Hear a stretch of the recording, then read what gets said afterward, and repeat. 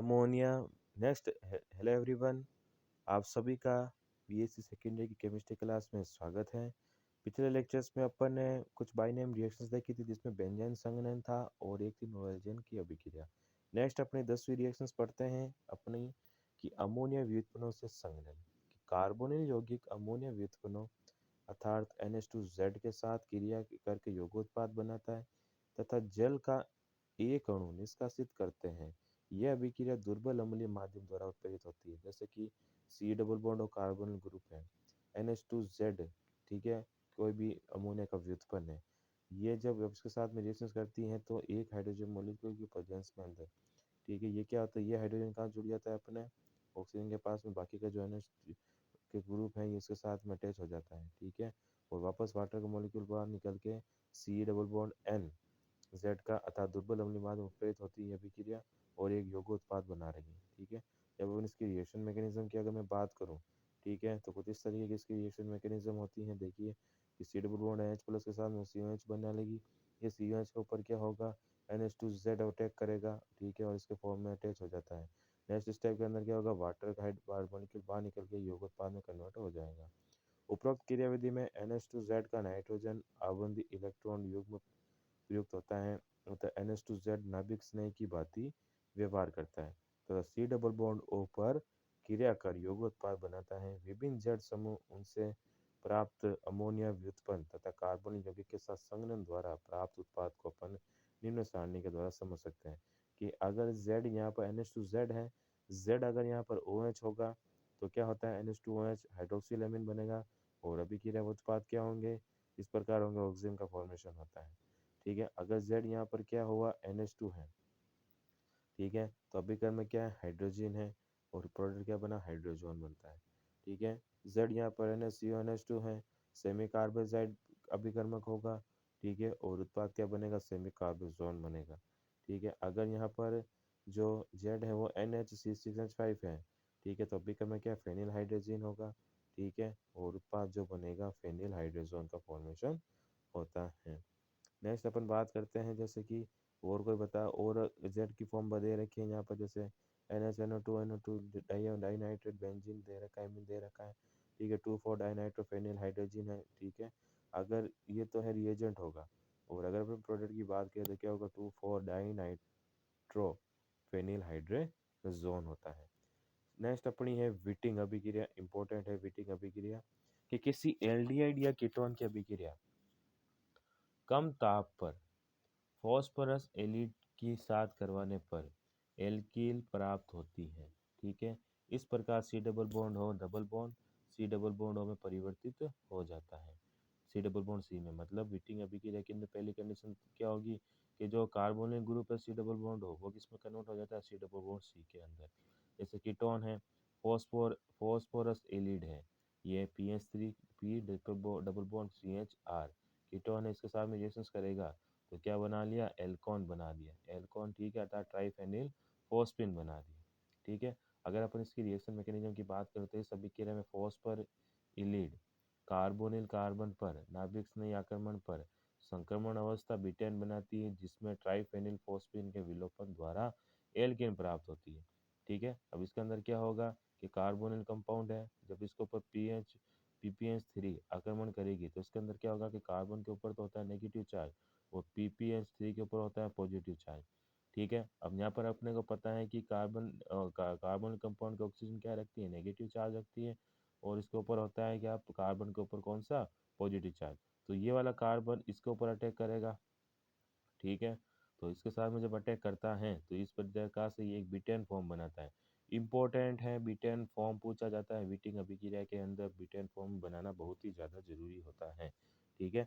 Next बिटेन form के अंदर क्या होता है, इंटरमोलिकुलर रीअरेंजमेंट होता है, ठीक है, मतलब जो PPH3 के जो बॉन्ड के इलेक्ट्रॉन हैं वो शिफ्ट होते हैं इस CC बॉन्ड के ऊपर, ठीक है, और ऑक्सीजन जो होगी नेगेटिव वाली वो इस PPH3 की जो पॉजिटिव स्पीशीज के साथ में अटैच हो जाती है, ठीक है। तो लास्ट स्टेप में क्या बनता है, देखिए एल्किन का फॉर्मेशन हुआ और जो PPH3P जो डबल बॉन्ड ऑक्सीजन है वो यहाँ से रिमूव हो जाती है, ठीक है।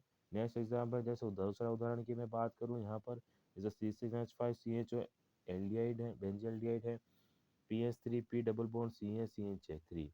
ठीक है, इस स्थिति में क्या होगा, यहाँ से माइनस पी यहाँ से रिमूव हो गई। ठीक है, और 1 फेनिल प्रोपीन का फॉर्मेशन होता है।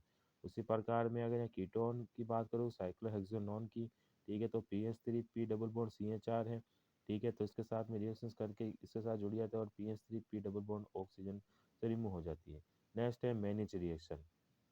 ठीक है, मैनिच रिएक्शन की मैं बात करूँ, जैसे सक्रिय हाइड्रोजन युक्त यौगिक जैसे कीटोन, जैसे एसिटोफिनॉन है, एस्टर, एसिटोएसिटिक एस्टर या मेलोनिक एस्टर।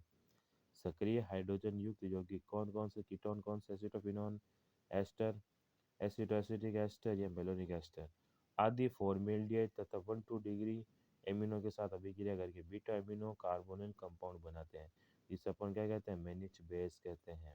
ठीक है, तथा इस अभिक्रिया को अपन क्या कहते हैं, मैनिच अभिक्रिया कहते हैं। अगर अपन इस अभिक्रिया की बात करें, मैनिच अभिक्रिया की, ठीक है, तो देखिए कि मैनिच अभिक्रिया के अंदर एसीटोन है। ठीक है, ये क्या करता है, सी एच इससे रिएक्शंस करेगा किसके प्रेजेंस में, सी से एच पाएगा वोल्टेज एन एच की प्रेजेंस में, तो क्या बना, बीटा अमीनो कीटोन मैनिच सार कहलाता है। अगर अपन इसकी रिएक्शंस की क्रियाविधि की बात करूँ मैं, ठीक है, तो देखिए इसमें क्या होता है, सबसे पहले बनेगा इमीनियम आयन। ये इमीनियम आयन क्या करेगा कि R2NH जो एमीन है, ये करता है इस कार्बन कार्बन के कार्बन पर अटैच और इसके साथ में अटैच हो जाता है। ठीक है, नेक्स्ट स्टेप में क्या होता है कि प्रोटोनेशन होगा। ठीक है, प्रोटोनेशन होगा तो देखिए नाइट्रोजन के पास में क्या है, लोन पेयर है। ये लोन पेयर शिफ्ट होंगे इस कार्बन नाइट्रोजन बॉन्ड के ऊपर। ठीक है, और यहाँ से जो प्रोटोनेशन के थ्रू यहाँ से वाटर मॉलिक्यूल यहाँ से रिमूव हो जाता है, जिसकी वजह से एक इमीनियम आयन बनता है, जो कि एक बहुत ही रिएक्टिव स्पीसीज है। और नाइट्रोजन के ऊपर लोन पेयर डोनेट करने की वजह से यहाँ पर पॉजिटिव चार्ज आ जाता है और नाइट्रोजन और कार्बन के बीच में डबल बॉन्ड का फॉर्मेशन हो जाता है। नए सिस्टम में क्या होता है कि इनोलेट पर आक्रमण होता है। ठीक है, इनोलेट आयन पर आक्रमण होता है। अब इनोलेट आयन है, ठीक है, कौन सा, CH3 C double bond OR। यहाँ पर कोई जो OH न्यूक्लियोफाइल है वो इसके ऊपर आकर अटैक करेगा। ठीक है, और वाटर मॉलिक्यूल की फॉर्म में इसको बाहर ले जाएगा, जिसकी वजह से CH2 minus C double bond आ रहा था, कार्बन आयन जो इनोलेट कहलाता है वो बनेगा।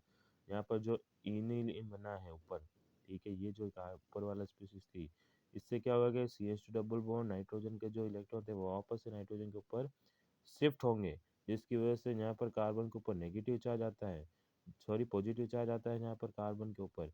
ये पॉजिटिव चार्ज वाला कार्बन जो है वो क्या करेगा, ये वाला इसके ऊपर अटैक करेगा और इसके साथ में अटैच हो जाता है, जो क्या कहलाता है, मैनिच सार कहलाता है, मैनिच बेस कहलाता है।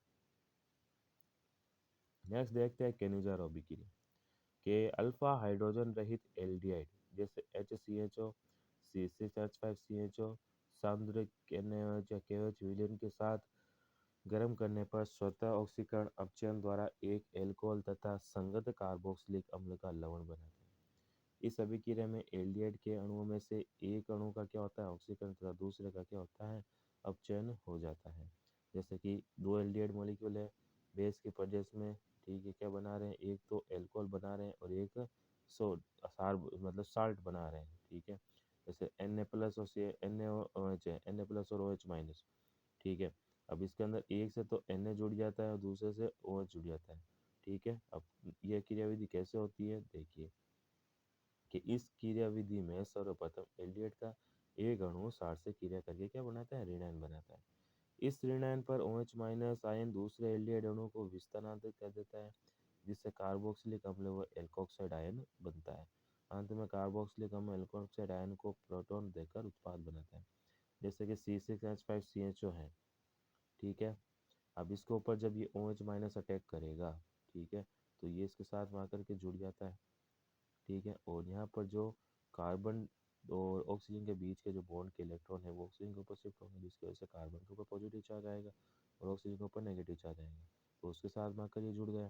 ठीक है, नेक्स्ट स्टेप में क्या होगा, जो ऑक्सीजन के नेगेटिव चार्ज है जो इलेक्ट्रॉन है वो इस कार्बन पर शिफ्ट होंगे और ये कार्बन क्या करेगा, अपने इलेक्ट्रॉन हाइड्रोजन के ऊपर शिफ्ट करता है, जिसकी वजह से यहाँ पर वापस से डबल बॉन्ड क्रिएट होता है। ठीक है, और यहाँ पर ये एक जो वाटर मॉलिक्यूल है यहाँ से दूसरे वापस से जो दूसरे वाला एसिटाल्डिहाइड है इसके साथ में रिएक्शन होगा।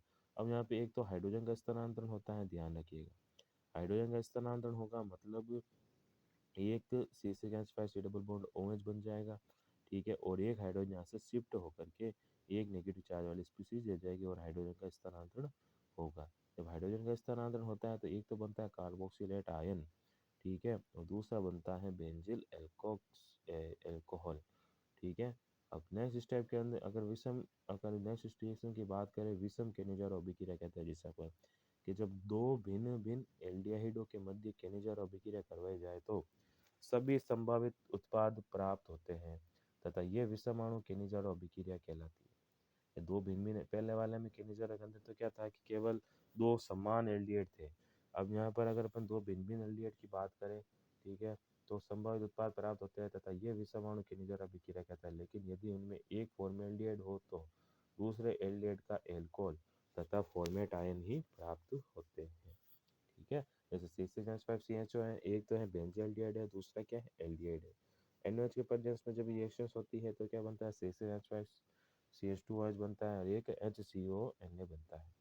नेक्स्ट अपनी रिएक्शन देखते हैं, अगर अपन ऑक्सीडेशन रिएक्शन है कि एल्डिहाइड का आसानी से कार्बोक्सिलिक अम्ल में ऑक्सीकरण हो जाता है लेकिन कीटोन का नहीं। एल्डिहाइड का तो आसानी से कार्बोक्सिलिक एसिड में ऑक्सीडेशन हो जाएगा लेकिन कीटोन का नहीं होता, ठीक है। यह अभिक्रिया एल्डिहाइड और कीटोन में विभेद करने के लिए प्रयुक्त की जाती है। It's very important reaction. Oxidation reactions के द्वारा अपन एल्डिहाइड और कीटोन के अंदर विभेद कर सकते हैं, ठीक है, क्योंकि एल्डिहाइड क्या होते हैं, इजीली ऑक्सीडाइज होकर के कार्बोक्सिलिक एसिड का फॉर्मेशन कर लेते हैं लेकिन कीटोन नहीं कर पाते। ये अभिक्रिया एल्डिहाइड और कीटोन विभेद करने के लिए प्रयुक्त की जाती है। एल्डिहाइड में कार्बोनिल समूह के साथ में एक हाइड्रोजन परमाणु जुड़ा होता है, ठीक है, जबकि कीटोन में नहीं होता, इसलिए एल्डिहाइड का ऑक्सीकरण सरलता से हो जाता है। समझ में आया कि अगर अपन एल्डिहाइड और कीटोन देखें तो सी डबल बॉन्ड ओ होता है कीटोन का, और अगर एल्डिहाइड की बात करूँ तो सी डबल बॉन्ड ओ क्या होता है, एच होता है। ये जो एच है ये ऑक्सीकरण ऑक्सीकरण ऑक्सीकरण का मेन जिम्मेदार है एल्डिहाइड के अंदर, ठीक है। जब कीटोन के अंदर कोई हाइड्रोजन नहीं होती इस वजह से इसका ऑक्सीकरण नहीं हो पाता। एल्डिहाइड दुर्बल ऑक्सीकारक से ही ऑक्सीकृत हो जाते हैं लेकिन कीटोन के ऑक्सीकरण के लिए प्रबल ऑक्सीकारक की अपने को क्या आवश्यकता होती है, ठीक है। इसका मीन्स ये है कि कोई भी दुर्बल ऑक्सीकारक है वो एल्डिहाइड को इजीली ऑक्सीडाइज कर देगा लेकिन कीटोन के लिए प्रबल ऑक्सीकारकों की हमें आवश्यकता होती है। नेक्स्ट अपन देखते हैं, जैसे एल्डिहाइड का ऑक्सीकरण की अगर मैं बात करूँ कि एल्डिहाइड का निम्नकरण ऑक्सीकरण एजेंटों द्वारा अपन उसका ऑक्सीकरण कर सकते हैं, जैसे K2CR2O7 है, ये एक दुर्बल ऑक्सीकारक है। ये जब ऑक्सीडाइज होगा तो कार्बोक्सिलिक एसिड का कन्वर्ट हो जाता है, वैसे के वैसे अगर एसिटाल्डिहाइड है, ठीक है, तो K2CR2O7 की प्रेजेंस में या KMnO4 की प्रेजेंस में, ठीक है, ये एसिटिक एसिड के अंदर कन्वर्ट हो जाता है, ठीक है। इससे आगे की जो अपना टॉपिक है हम अपने अगले लेक्चर्स के अंदर कंटिन्यू करेंगे। Thank you so much.